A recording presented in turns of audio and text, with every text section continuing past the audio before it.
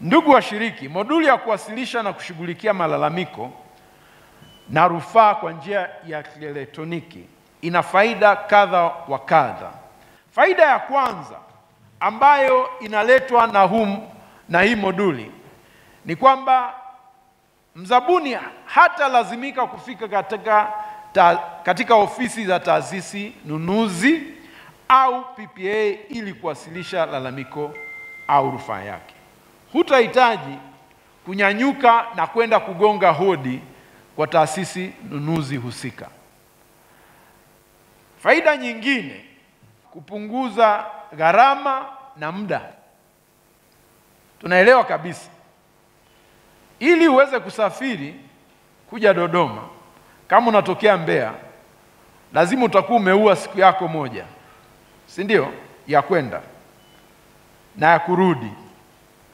Na siku ile utakapokuwa huko Dodoma ni siku 3 hizo, ambazo kama ni wiki ilisha katika. Kama ni biashara unafanya utakuwa umepoteza, lakini hata gharama utakuwa umeingia zaidi.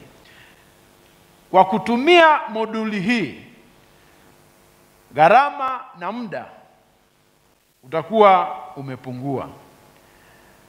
Faida nyingine ambayo inapatikana katika kutumia moduli hii ni ongezeko la uwazi. Uwazi unaongezeka kwa sababu utajua lalamiko liko wapi. Linaweza likawa kwa taasisi nunuzi au linaweza likawa mamlaka ya rufani ya zabuni za umma. Faida nyingine ya 4, PPA itaweza kutoa hukumu kwa haki na kwa wakati. Kama ambavyo nimewambia,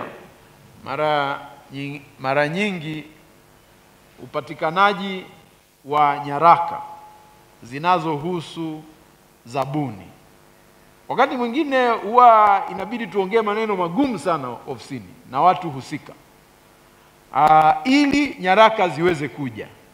Lakini kwa kutumia moduli hii tuna uhakika kwamba nyaraka zitakuwa zinahifadhiwa katika mfumo wa NeST.